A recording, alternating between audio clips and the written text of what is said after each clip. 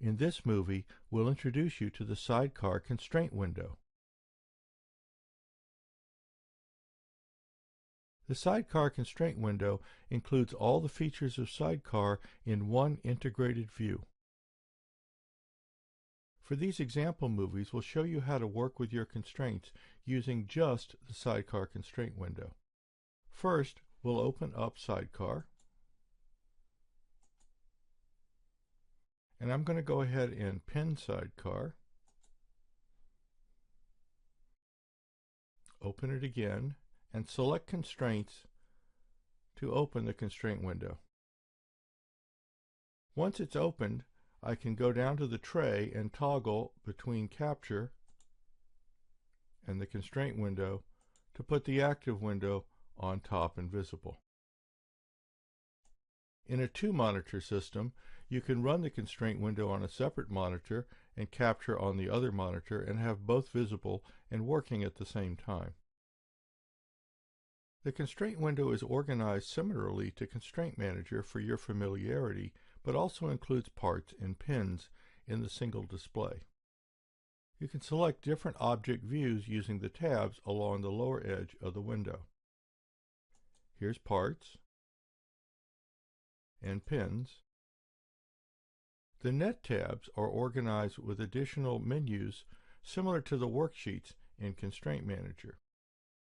If we look at the pull-down menu for physical properties, there's physical.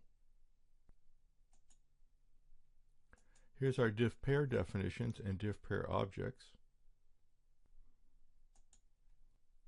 And here's our visualized display of diff pair structures by layer. Here's the spacing view of all properties, and then details by different menus. Same net spacing. General properties and electrical properties. The parts, pins, and objects are displayed on the rows. Here's parts and pins and any of the net views. All the nets are displayed. We can filter the displays using the net and part filters. So if we filter nets and we do a wildcard of A star,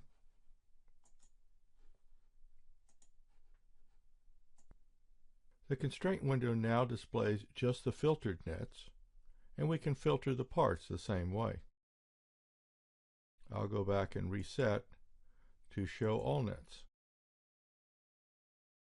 Columns display the properties for each view in Constraint Window, and they default to the Easy View, which you can see in the lower left corner. The Easy View gives a simple label for each of the properties. If I toggle the Easy View, we'll get the actual Allegro property type name. For instance, net physical type in the capture environment is the property name for what will become a physical class in Constraint Manager. In the Easy View, it has the simple label physical class.